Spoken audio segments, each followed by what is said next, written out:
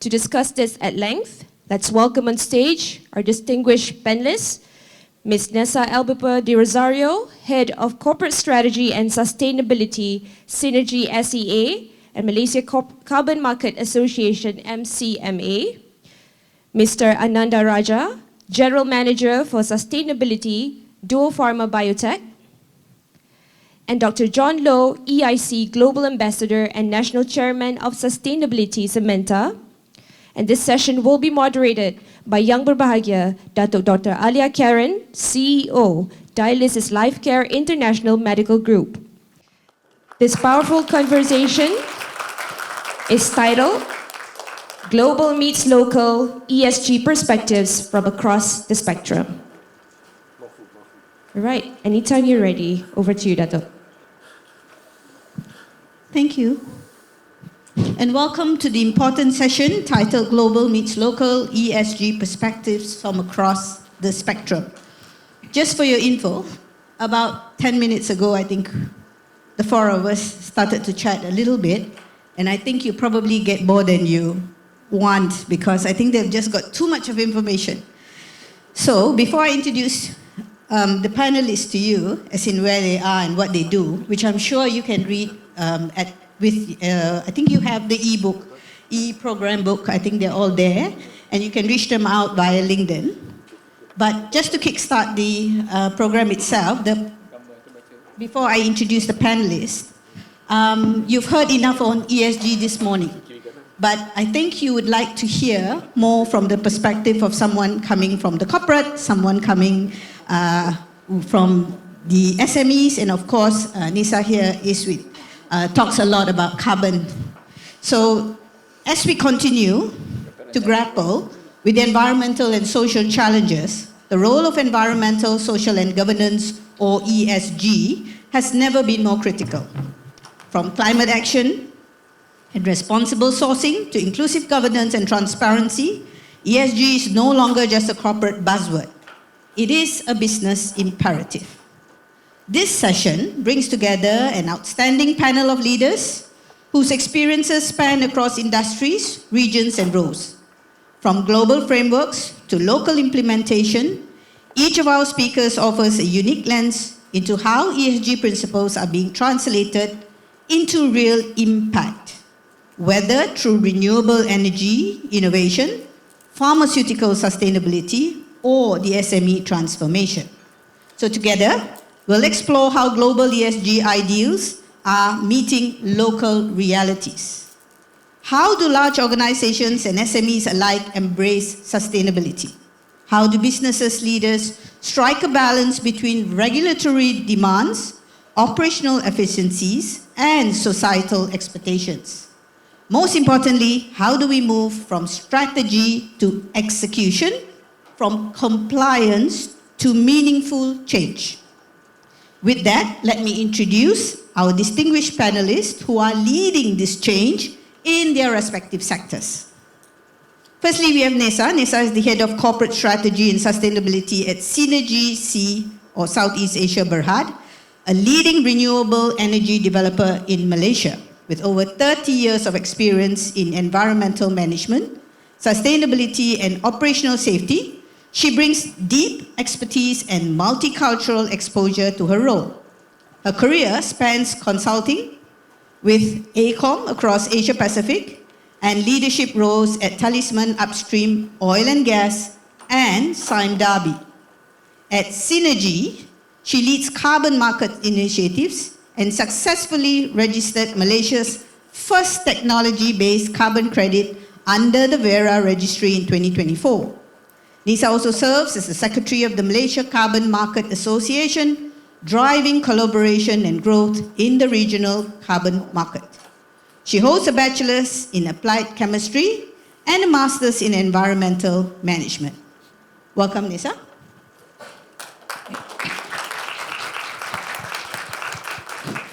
The handsome gentleman in the middle, Ananda Rajah, is a seasoned sustainability and operational excellence leader with over 20 years of experience in the pharmaceutical manufacturing industry. He has led transformative initiatives in project management, stakeholder engagement, and ESG integration. including the development of his company's first 5-year ESG strategy. His expertise covers biosimilar developments and large-scale plant master plans, ensuring business alignment with global sustainability standards. Academically, Ananda has completed advanced programs at the University of Cambridge and the University of Oxford and holds key certifications such as PMP, Lean, Six Sigma, and SBTI. His practical leadership and academic depth position him as a catalyst for sustainable transformation in the pharmaceutical industry. Thank you, Ananda, for being a panelist. Thanks, Dato.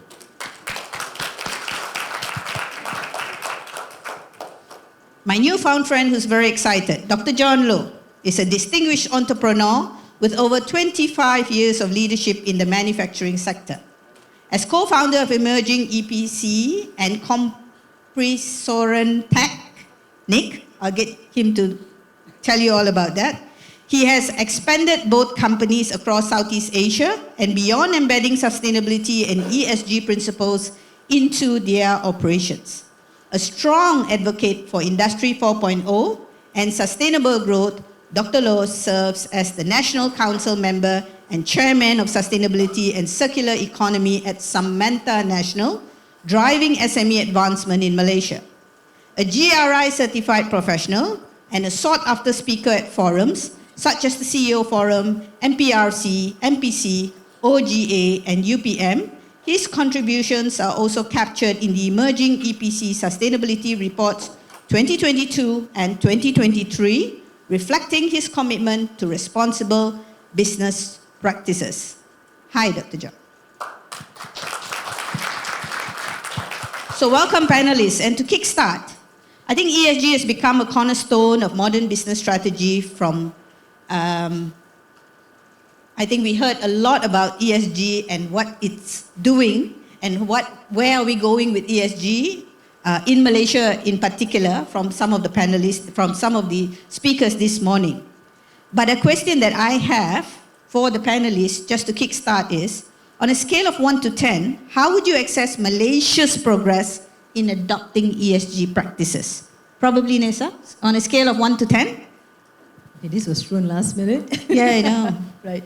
Okay, so if you ask me today, how many of us in the room have got exposure or understanding of the carbon markets or even carbon credits? Even if I ask for a show of hands, probably I'll get 50% or less of people in this room who may have a good understanding. So if you ask me from a scale of 1 to 10, I would say in Malaysia currently, just looking at the amount of carbon credit project developers, the amount of carbon credit projects and credits that are available in Malaysia. Malaysia, we on the Bursa Carbon Exchange, we have got one local nature-based carbon credit that has been registered. Just last week, we registered the first technology-based carbon credits, and that's produced by Cenergi. So if you're looking at, from an awareness level, the amount of carbon credit project developers, the amount of credits that are available in the market, probably, if you ask me, Dato Aliyah, I would say maybe 5 or less in that sense. Okay, 5 or less.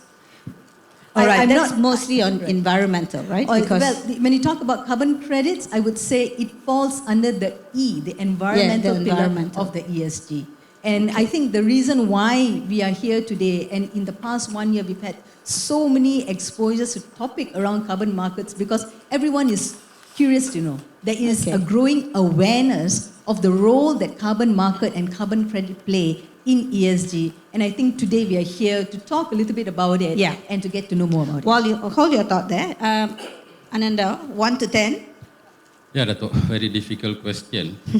You see, we just can't give a rating across the board, but I know I have to answer this question. So I'll just break it down into public listed company and also SMEs to be fair. So because public listed, they are driven by the regulatory requirements, so it's mandatory. And of course, the awareness level is expected to be somewhere near 8 or 9, 8 to 10. So for SMEs, I would say, yeah, they are progressing very well, okay, according to the recent studies done by the Alliance Bank. So compared to their first report, which came out in year 2023 and 2025, there has been an increase of sixfold. At that point of time, it was 20% awareness among all the SMEs. Now it's about 80%. 80? 80. Wow. Yeah, according to the studies, but of course, we have to look at the number of samples and all that, Right. but the study was done. Yeah, so I will stick to that number. So Percentage. probably about 6 to 7. Right. Okay. So you're saying about 5. Ananda is saying about 6 to 7% of Malaysia's progress in adopting ESG practices. To the man down, speaking to a lot of SMEs and doing a lot of work behind the scenes, Dr. John, 1 to 10, how would you assess Malaysia's progress in adopting ESG practices? Okay, good afternoon. And yeah, I'm wearing 2 caps today. One is representing the Energy Industry Council, which is the energy and OGS sectorial. So if I carry holding the cap of the energy and oil and gas sector, I will say minimum 80 to 90% of the SMEs, the company in energy and OGSE, already have the awareness. Practices and complying, I would say still less than 10. If talk about the energy sector, even Okay. energy sector, that non-listed coal, because I stand as the to represent the SME and mid-tiers. And if really I want to put my cap as an SME, with SAMENTA, we have about 5,000 members, I will say it's even below 1%. Awareness, yes, I think awareness it increased to 60, 80%, but real practices, I will say below 1%. And to add on, actually, when Alliance Bank disclosed the report saying that there's sixfold of the numbers, I did go and question Monash, because they are the one of the research partners for them. And actually, they set the criteria on the methodology and the target segment. So when I go in there, then I find, okay, whatever they publish, if according to their methodology, is correct.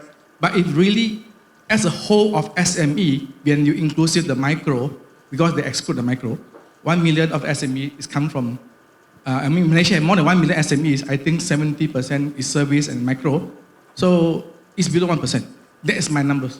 Okay, so we're saying that when we're talking about the awareness of ESG, it's okay. We're Yeah, awareness relatively is doing. increased, yeah. We're relatively doing okay. We understand what the I understand, no, awareness, yes. Yeah. The terminology, they see ESG sustainability, they know. Yes, they do. But apply Right. to, okay, sorry, what is it? They might not know. Okay. So in terms of adopting it, in terms of practicing it, in terms of reporting, in terms of the little bit more that they should do, that's where we are lacking. Yes. Okay, now that we're on the same page, okay. So I just wanted to know that for my own purposes, and I'm sure people here wanted to know that as well. Nesa, given your work in the carbon market, right? So how do we do carbon pricing and market-based mechanisms to support ESG adoption, especially when we talk from a point of Malaysia's landscape? Thank you for the question, Dr. Aliyah.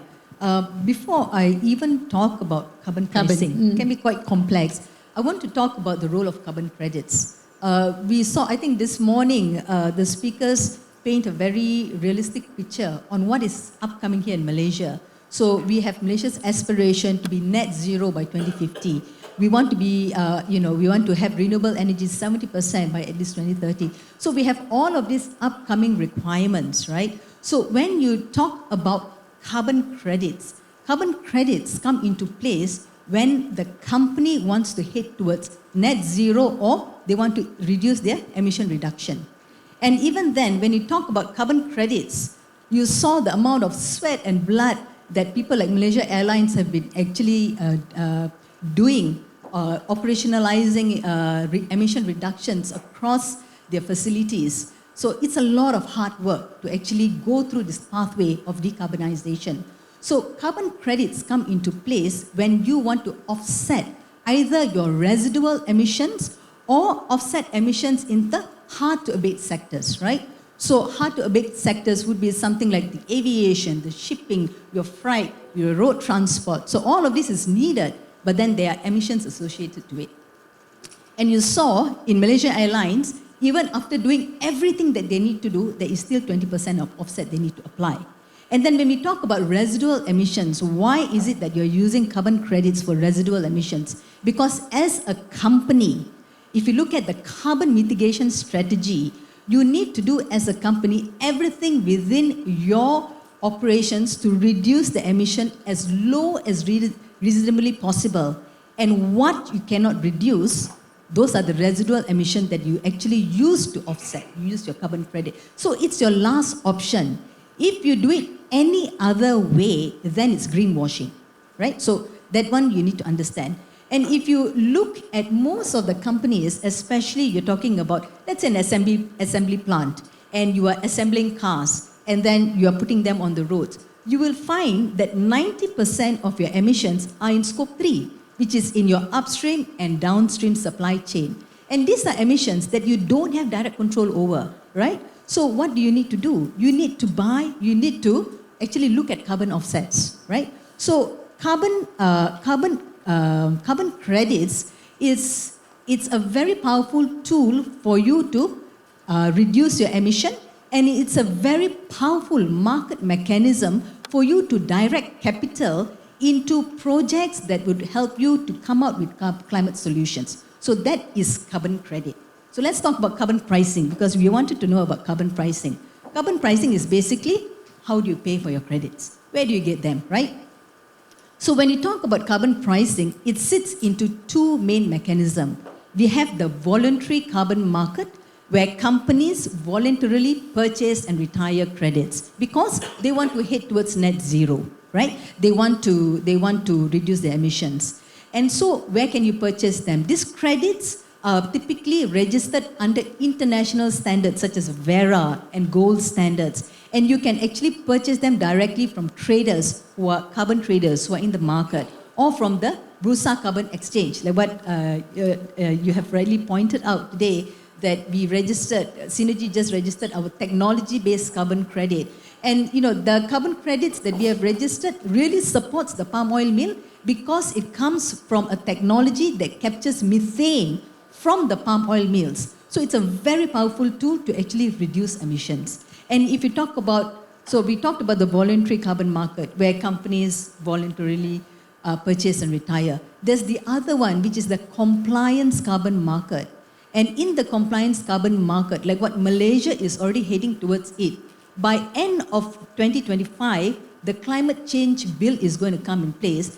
And each of us, everyone who's sitting in this room, will be impacted one way or another under the climate change bill, if you are a service industry, if you are an operation, and so on and so forth. So in a compliance carbon market, the regulators will set a limit on the emissions that you are allowed to release. And they will put a price of emissions above the threshold, right? So this is the compliance carbon market. So the climate change bill that is coming in Malaysia by end of 2025 will be setting this threshold. And basically what the climate change bill will have what is known as the cap and trade system. So the way it works is like this. The government will set a cap. And if you are an overperformer, you actually manage your emissions very well, you will be below the cap on the amount of emissions that you should be emitting. And everything that's below this cap here, you are able to sell to people who cannot meet the emission cap. So these are people whose emissions are above the cap. So who they sell it to?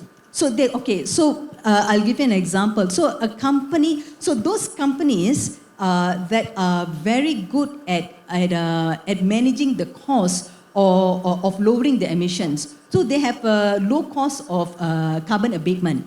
So they spend very little to actually innovate or to invest in a very simple technology that will be able to reduce the emission. They will sell the emissions that they have saved to companies where it's hard for them to actually manage the emissions. Like for instance, oil and gas, the shipping sector, because it costs a lot for them to actually put into place technologies to reduce the cost to abate your emissions. So companies who are below the cap will be able to trade and sell your emissions to companies who will find it hard to abate the emissions. So they rather buy the credits because the credits are cheaper than investing into some of these technologies. So it's a very efficient market-based mechanism to drive decarbonization across the industry. So it means that if I were one of the companies and if I would do a very good job at saving it, Exactly. I can actually sell my You can credits. sell. So that's why I said, so now innovation is actually is a market-based mechanism, right? So companies will want to innovate to make sure, number one, they're not paying tax, they're not paying everything that they should above the allowance. So the companies themselves will drive innovation in this country. So that's why the climate change bill is important. Because number one, it encourages companies to be accountable for their emissions, to reduce these emissions, and find ways to innovate and to make sure that their emissions are below the threshold. Okay. Oh, wow. That's a lot to understand, really a lot. All I was interested to know is I can sell and make some money. That's the bottom line. Yeah, that's the bottom line here. Okay, so and let's take it a bit lighter, right? Because obviously carbon is such a heavy topic to begin with. Dr. John, as for the SMEs, right? How can we effectively localize global ESG frameworks so that they become practical and manageable for them, especially considering their resources constrained? I deal with SMEs. We talk about the need for reporting. I'm on the same page. I'm encouraging reporting, reporting, especially whether it's in line with ESG or for transparency purposes. But when we talk about SMEs, especially the smaller SMEs, we find that the numbers are not there for them to be able to do everything out there, right? So you find SMEs with only 3 people, 4 people, 5 people, and they're considered SMEs. But we are trying to encourage them to go beyond that, to go into ESG, especially reporting. So what would your take be? Thanks for the question. I think this set an opportunity for me to share my company, Emerging EPC, our journey, why we start practice it as a local SME in 2022. Yeah, in 2022, actually, I think the MITIS and MIDA, the government agency, start to talk about COP26, important of sustainability, the CBAM is coming, all these things. And to SME, actually, what is this? We also don't know. So thank you to, I think Eddie has gone back already. Thank you to UNGC MYB. We are the first batch trained by UMGC in end of 2022. And 6-month program and graduate us with a certificate of attendance. So we attend the training, have some basic guidance, what is E, S, and G. But again, then moving forward, how should we practice? How can I use the knowledge that I learned in 6 months into the company? And honestly, most of my business partners and stakeholders still think this is not relevant at all. And for me, actually, I love megatrend. So, and by that time, coincident, GRI, they came to Malaysia together with Matrix. I enrolled for the GRI certification course and certified myself as a GRI professional. Then I tried to say, okay, let's do something with my team to do the disclosure of our sustainability reporting, which is not regulated, but is regulated for all the listed coal. As an oil and gas company, I know there is no options. I need to move forward. Sooner or later, the impact will come into the company. If I don't practice today, when Petronas, our national oil company, giving the cane, or we call rotan, to OGSC sectorial, the business definitely will be affected. Don't go too far. I just share, by 2026, companies that don't have ISO 29001, you are not allowed to do business in Sarawak on energy and oil and gas. It's regulated, but a lot of people don't know. Just you can go and Google on the Newsspring. You just Google Sarawak ISO 29001, you will see it's regulated. So this regulation surely will come to impact the oil and gas industry. So that's the moment that we think, okay, we should do something, and how are we going to do the reporting? And we have no clue at all. I started this journey, me, myself, and I do it alone. Through the training that I have, then I start to see our important stakeholder, which is Petronas.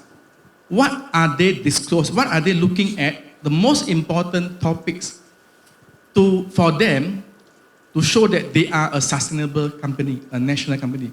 So we adopt the similar practices, similar topics through by looking at Petronas, Shell, ExxonMobil. I even look at my competitor from the overseas in Europe because I want to see actually what have been adopted, what have been practiced. Through that experience, again, as a local company, but we have a big dream to go global, where why we want to disclose this also, we have business in Southeast Asia, and hopefully to go to better abroad. We adopt GRI as a framework. So we reference to GRI, and a lot of people tell me, John, GRI is too complicated. Honestly, reference to GRI is not complicated. You just need to follow I don't like to use the word simplify. You just follow the framework. I mean, based on GRI, the 2.1 to 2.5 is about your company. Everybody have this. And you want to talk disclosure of E, S, and G, I always share SME. It's business as usual. You can disclose your TNBB, or I think Eddie also said, you can start with your scope 2. Again, scope 1, scope 2, scope 3, I think this terminology for SME sometimes is very confused. Even the expert might be confused. A vehicle owned by you can be scope 1, but it's not maintained by you, can be scope 3. So, ignore all those things. Just see what the best you have for SME. Just disclose your electricity bill. That is your scope 2. Then you come to your S. I think most of the company, you pay the levy for HRD. You send your people for training. That is part of your upskilling to help your business to grow. Upskill, reskill, how many gender equality you have, how many staff you have, local, foreign, which SME unable to disclose this data. Everybody are able to disclose. Governance, I think code of conduct, anti-bribery, anti-corruption, pay for income tax, all those things. So it's business as usual. So the problem is SME don't know how to quantify, how to capture the data. They don't know the period. Even like yesterday, I got a call from a friend called me, hey John, my customer asked me to disclose, which I don't know what to start. Can you come and help? I say, okay, I go and have a look. So when I said, no, just disclose your electricity bill. How many years? No, it's not how many years. You set your period. So your disclosure is very clear. Just your financial year is the best period that you take. You set your period, then you set your location. I mean, where is your boundary? It's not difficult. SME, normally you have only one office. And you set your disclaimer, if anything that you don't have now, then you just write in, and then how you going to improve next. So, you even ask me, sustainable practices, sustainable reporting is not rocket science. It can be practiced and can be adopted by every company, as long as you need one people to help you to collect the data. The second thing, of course, the most important thing, the buy-in from the top management. The top management have to support that single person PIC to collect data for SME. I think to me that is a good start. And reporting framework, I know this morning we also talk about localized, like MITI, they have the IESG, Capital Market Malaysia, they have the SEDG, MPRC, they have the North F Guide, and blah, blah, so on. But as a local to global opportunity, I would say you start with GRI, refer to GRI, you can map to the local requirement. So at least local and global you are covered. But doesn't mean you need to do a thick report, maybe from Duopharma, 200 page. I think 20 to 30 page with a reasonable reporting and disclosure, which is transparent, traceable. The 200 pages is a lot of photos. I know. So yes, I mean, if you ask me, this is how our journey. And to be frank, when I started this in 2022, none of my partners see this as a value.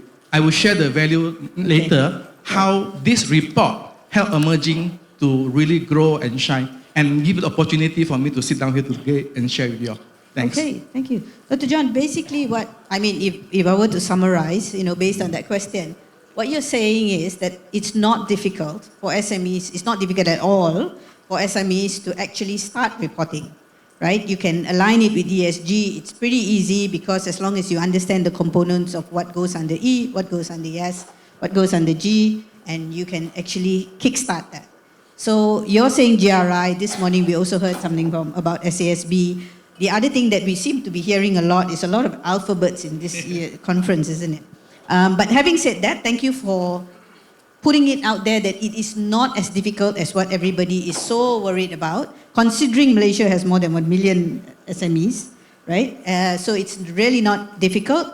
There is room to start. We can grow. It's business as usual, nothing to worry about. Yes, but I need to add one thing. SME were forced to start from their stakeholder, which is MNC and PLC. And SME to start is a cost. So before you pass the question to our next gentleman, I would like to see if SME as a vendor for Duopharma, Right. what is the carrot that they can get from Duopharma also? Okay, I'll find that one out for you. And I'll see what carrot he wants to dangle, right? Okay. But Ananda, how big is your ESG team? Do you have a Very lean. very lean? Yeah. Me, myself, And I. and of course I have one sustainability manager and another person assisting her, 3 of us. Yeah. Yeah. But you see, I mean, we always, when we present to the board, when we talk to them, they always ask us, what are your challenges? And resources will be one of the main challenges, because just to produce a sustainability report, it takes about 1 quarter, minimum. Okay, and there are some backhand work that needs to be done. Okay. So having said that, I understand it's lean. You're very, very lean in your department. But I've read some of the reports recently, had to do homework because I had to come here, right? Yeah. So could you share a specific initiative from Duopharma's sustainability journey that demonstrates measurable businesses and community impact from ESG integration? Because your business actually expands not just in Malaysia, you've got other countries that you're dealing with, and you've got a lot of compliance that's needed in place considering you're a pharmaceutical. Am I right? Yeah. Correct. So probably you can share a little bit. Yeah, I mean, you're right, Dato, by saying, pharmaceutical industry is a highly regulated industry. When you couple that with ESG, it's not so straightforward. So we have to be very careful, because we need to fulfill the regulatory requirement, and also we have to ensure that, the ESG part is taken care of. Okay, just before I explain about that initiative, in Duopharma, we are driven by our ESG strategy. Okay, we have a strategy for ESG. Of course, we have a strategy for corporate business strategy. So, but even before starting the ESG strategy, we have to perform the materiality assessment. Because under ESG, we got 1,000 things to do, right? And more so. So what we have to do, we have to identify, what is material to our company, what is important to our company, what impacts our company, and what impacts our stakeholders. So we have to do a kind of assessment. It can be very complex. Okay, it might take about 3 months just to complete that exercise alone, but we don't have to go that far. For SMEs, like what Dr. John said, you can look at what is important, what data do you have. Okay, ESG is all about managing risks and opportunities, which we are already doing. Okay, we did not do when ESG was regulated. It was already there. So then we come up with our ESG strategy, and it covers all the 3 pillars, and we have identified 5 key focus areas, spanning from climate impact, sustainability, sustainable supply chain, access to medicine, diversity and equality, and also governance. So we have the entire spectrum of ESG in our strategy. So under each key focus area, we have a lot of initiatives. Every year we have about 8 to 10 initiatives done. So probably we have about 40 to 45 initiatives done every year according to our strategy. Some of it are done just to fulfill the regulatory requirements. The Bursa, they have set the mandatory requirements for all the public listed company. So we have to fulfill them. And some, we do it by ourselves, because we have this thing called duty of care. Under the law, it's not sufficient if we just tick the box. Okay, we have to do what we are able to do. So that is important here. So one of the initiative that I would like to share, it's a bit interesting, it's about the breast cancer testing. Okay, so recently we did some partnership with a company overseas in US, and we brought in a product, a medical device known as eye breast exam. Okay, so how does it help the communities? Like, you see, if you look at the conventional way of testing, you'll either do the mammogram or the scanning. It takes time, and the machines are huge, and you have to go to the hospitals or clinic to perform those tests. But with our device, it's a hand scanner actually, so you can do it anywhere. In fact, we have rolled it out in our factory, so about 400 of them, females, they underwent this testing. And they got the results almost instantly, right? And of course, with the current technology, you can connect it to the app and you can study the pattern and whatnot. And what's more important, the cost is much, much lower, okay, compared to the conventional testing, all right? And, the risk is lesser. You don't have any kind of radiation, right? So as for people who doesn't want to go to the hospital, normally they wait until they reach stage 3 or stage 4, got no choice. So what happens, the survival rate will be very, very low. So if you go in at stage 0, 1, 2, then the survival rate is almost 100%, okay, as all of us know. So this gives an opportunity to people, to do the testing, anywhere they want. You say, I can send my team to your company and perform the test, and you'll know the results. So you don't have to worry about going to the clinic, going through the tedious process and all that. So I believe more of this kind of initiatives should be implemented. Now this is under the social pillar, but see, it impacts the life of the community. But at the same time, definitely, it's going to give a return to our revenue and also the bottom line. Yeah, congratulations. I think, was it launched yesterday by the Minister of Health? Was that the one? No, that they talked because about? it was launched earlier, okay, but we are carrying out the studies, all right? We are Malaysian Cancer educating the Society. hospitals, clinics, and all that. But we have done, the launching last year, and of course, we are doing a lot of roadshow. Right.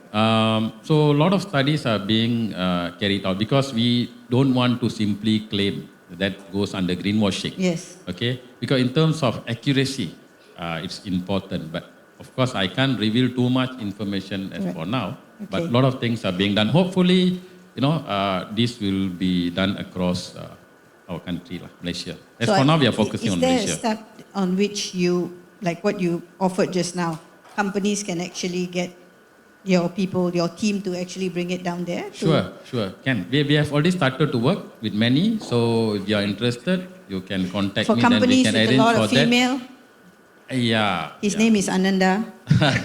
Okay. Duopharma.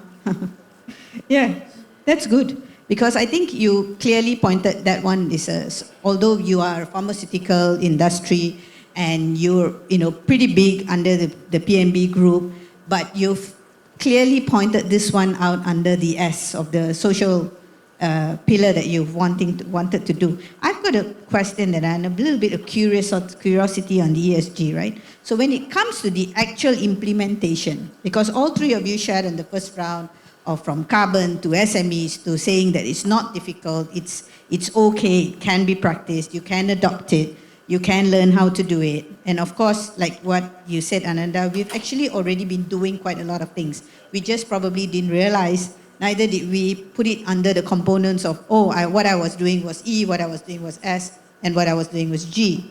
So, curious question, when it comes to the actual implementation, which ESG component do you find in organizations in Malaysia embrace most easily, right? And which poses the biggest challenge? Because you pointed out S just now, right? So is it the easiest, if we were to talk about ESG, say for example, companies here are going to adopt, which one do you think under the E will be the most difficult, or E might be the easiest, G might be the most difficult because that's where all the governance lies?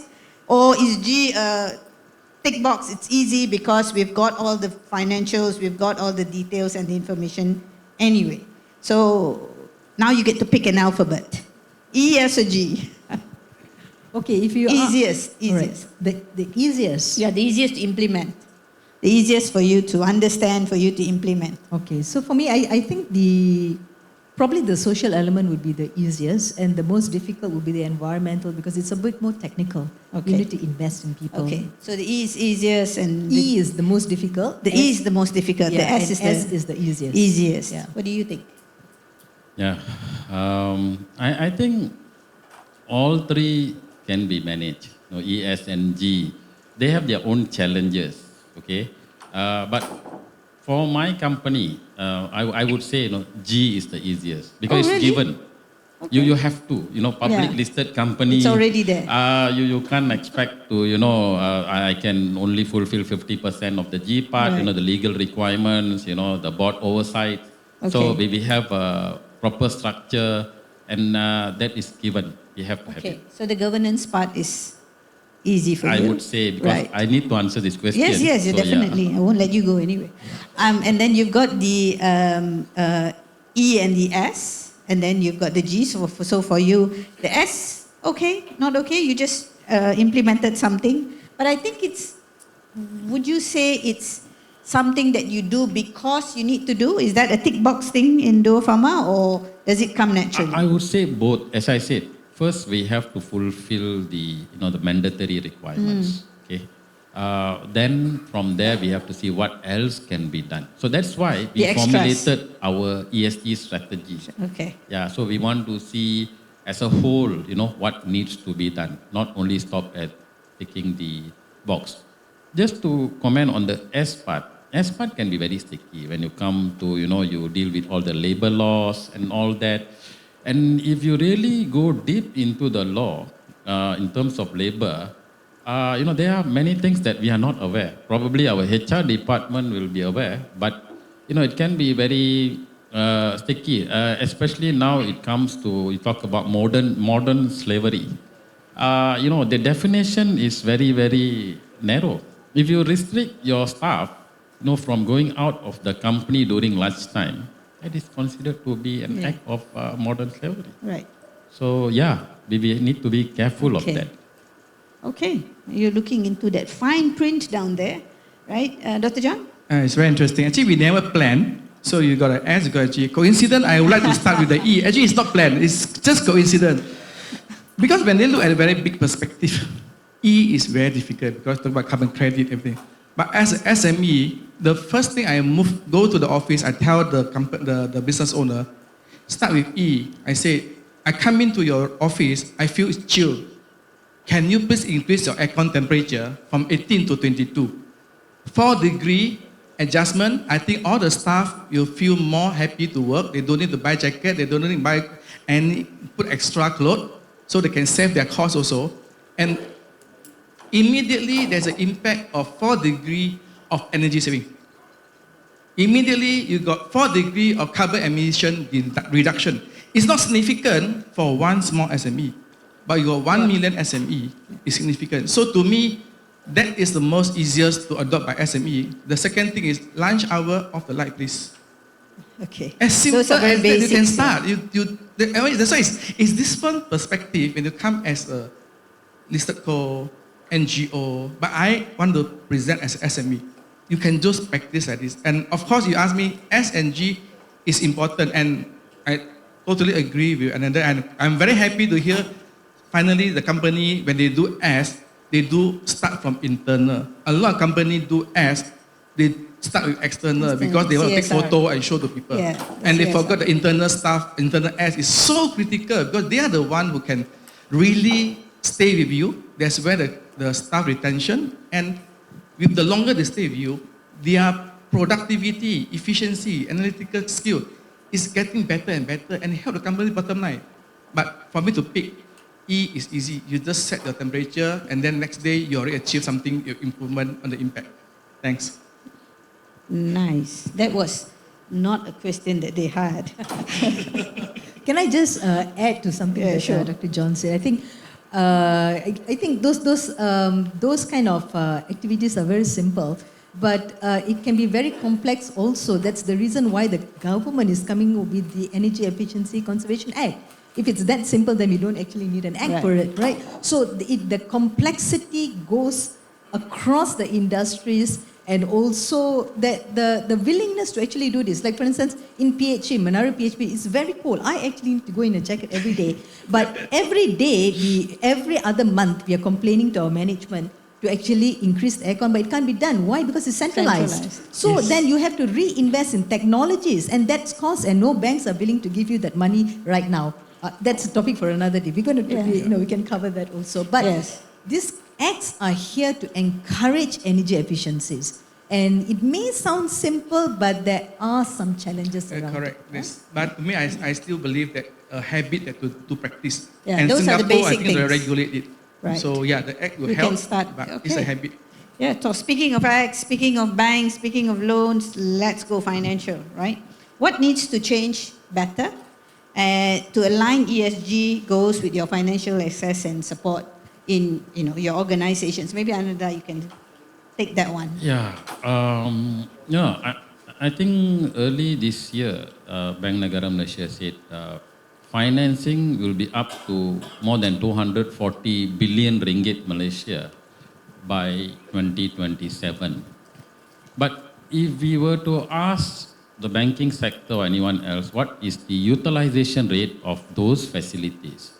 No one can give an exact answer.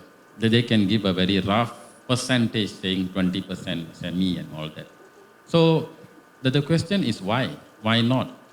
The facility, the bank loan is being offered. I'm talking about ESG related finance. Even in my company, right, in Duopharma, we are not subscribing to the ESG linked loan. Okay? Not because we have a lot of money, okay? But I think that it is not attractive enough, okay? Because you see, to get ESG linked loan, a lot of paperwork, tedious, compared to the conventional loan, probably half of the paperwork, and it's done. And I talk to my finance people, hey, why you guys are not, getting this? They say, no lah, too much work, Yeah, for the same amount of money, less paperwork. And also in terms of the interest rate, okay, probably not very significant difference. But I do understand, they are giving a lot of, incentives, for the adopters, especially to the SMEs and all that. If they can achieve certain level of KPI, then, they'll get the incentive. But that's not easy either. What happens if you don't meet for whatever reason? So recently, Bank Islam, they have launched, sustainability linked loan, ESG loan. So what they are doing is very interesting. They are working with a consultant, ESG consultant known as TIG. I can name it because they have already launched it. And they are partnering with them. So they work with the company, let it be TLC or SMEs or whatsoever. The consultant will help the company to set the roadmap, the ESG target, and work together with them to achieve those targets. So that sounds interesting. I think probably some of the banks have already started to adopt, like Alliance Bank, I think they are very, very aggressive and they are very, very active.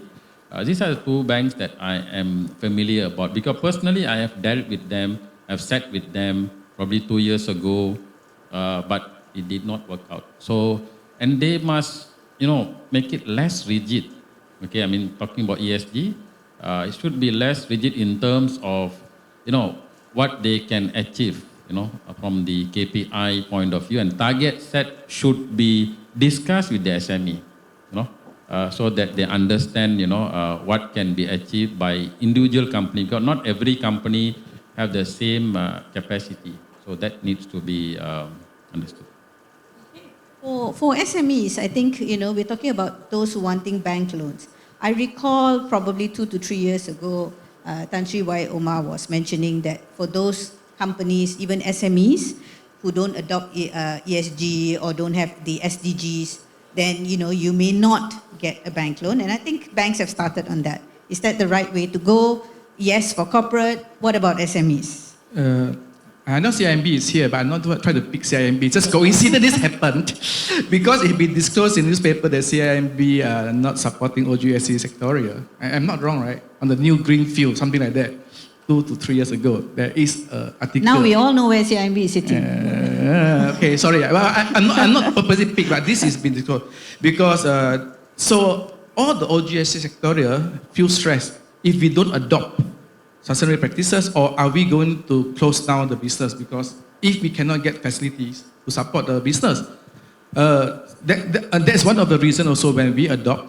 And through this journey, actually our report and practices have been recognized not only by the government agency, but also the financial institute. And we do get some good facility from 3 banks, which they actually take emerging as the case study to show that OGSC oil and gas considered as a dirty industry, but they still support the sectorial because this is a necessity.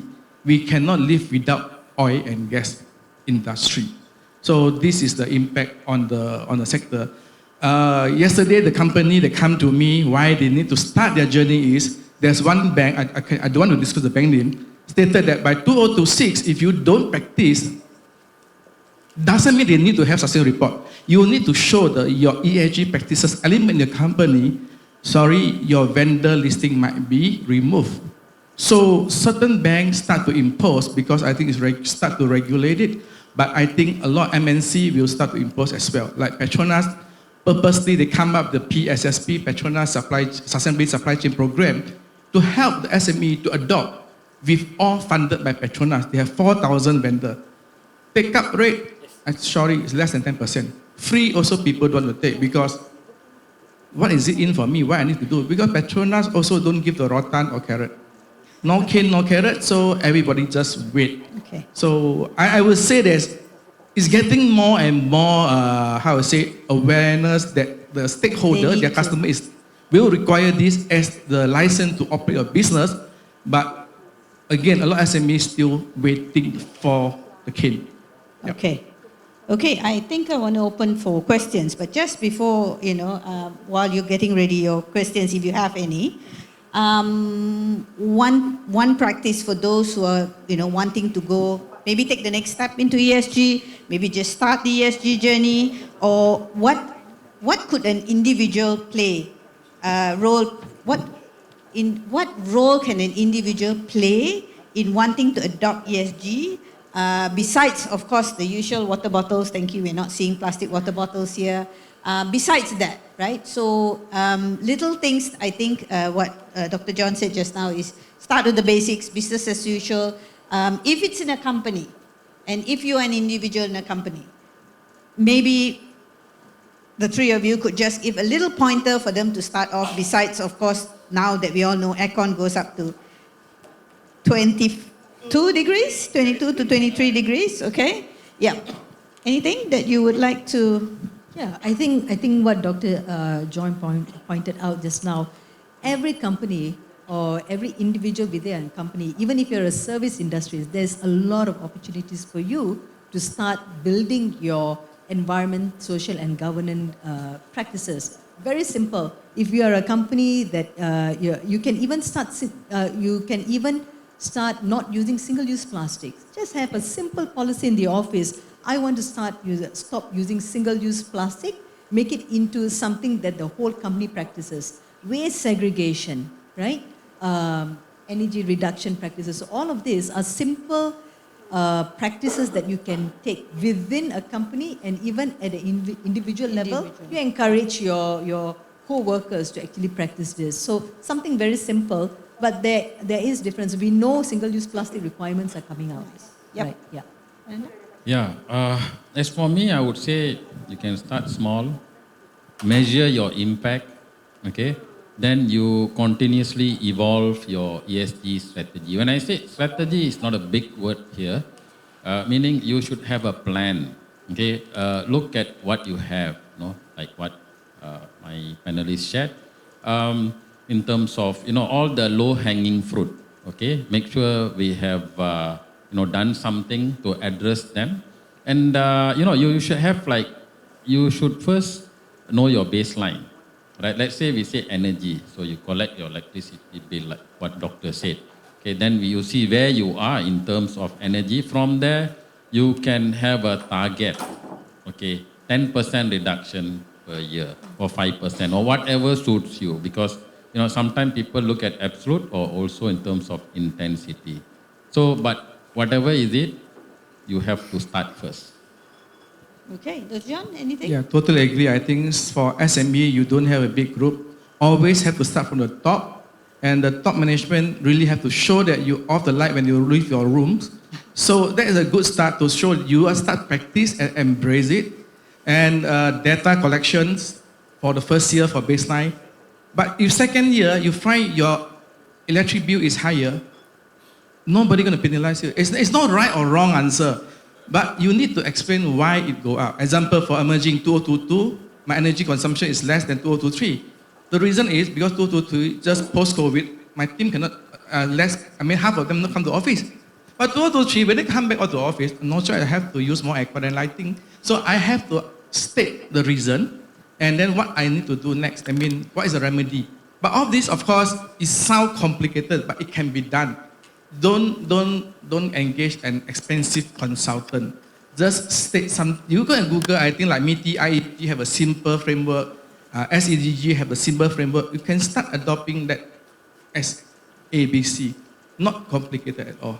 Thanks. I think just to add to that, how you collect the data is also important. Like absolute energy data versus you normalize it against an increased number of employees. So having the right type of data representing the actual impacts in and the being able office, to justify yes, the is data. very, very important. Yeah. Okay. That's why I said, as long as your data is transparent, traceable, and the last thing is real, don't greenwash.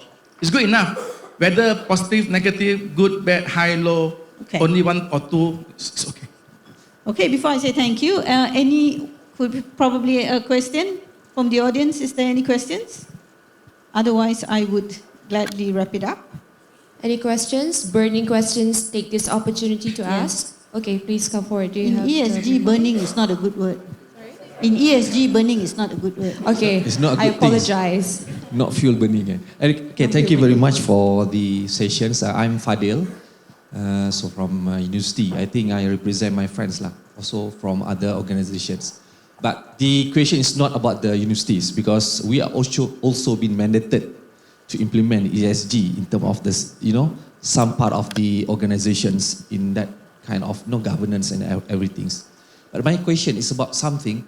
Do we actually realize that there are some studies actually that try to connect those kind of ESG that be implemented elsewhere, but do we actually translate it back towards to the what we call that the rating part that actually given back the returns to that particular businesses? For example, if your ESG is a very good terms, it's only have to have it, right? It's not only because of we are committed to the planetary health, for example. We are committed to make sure that there is no environmental impact, something like that. But it's only because of people ask you to do that one, so you do that. But it's not because of you're passionate something else. So I need to listen from, as distinguished panels here.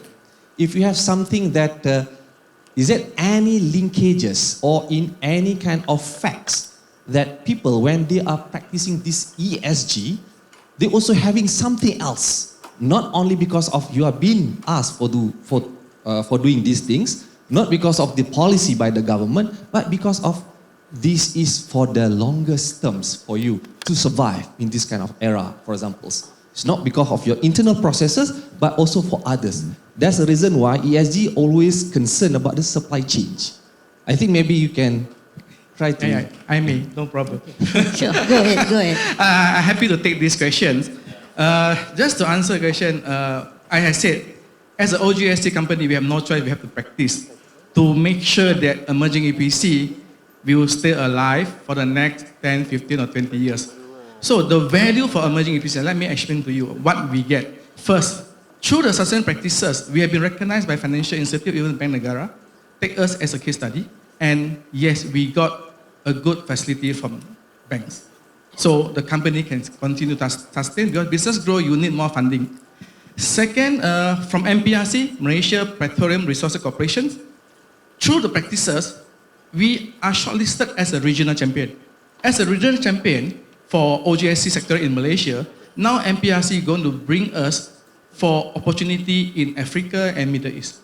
That help us to grow the business opportunity. If you ask me, really we practice it for the environmental, the temperature, my honest answer, no. As an SME, the triple P, the people, planet, and profitability, I will start with the profit. Without profit, I cannot take care of my staff, the people. If they have been taken care of, the planet, I think they can start to taking care of. The other initiative we are going to have, if there's opportunity, definitely during our launching in September, our new fabrication yard in Puchong.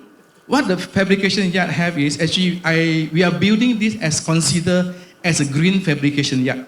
You ask me, I tell you this is marketing opportunity and branding, but not only for that, because this yard we use solar power, rainwater harvesting, we use the energy savings lighting, and also of course we do waste management and safety, everything included that.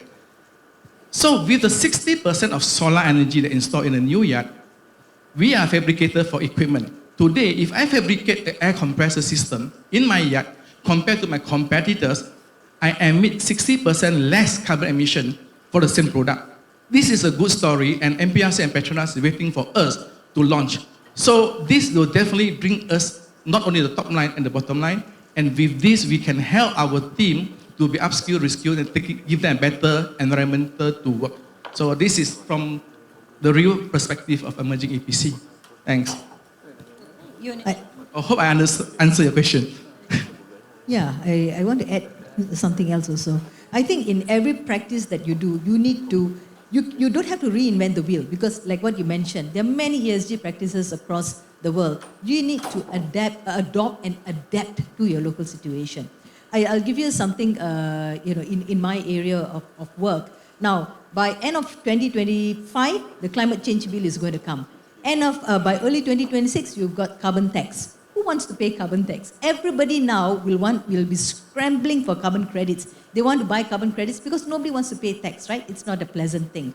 But the thing is, then you'll be wondering, there's so many different type of carbon credits to buy. What kind of carbon credits are you going to buy? So for me, when you are looking at reducing your emissions, you want to buy carbon credits, you must look at the role that carbon credit play in your overall sustainability goal, in your own ESG vision and mission that you have, right? Because remember, when it comes to carbon credit project, it is not only about reducing your impact.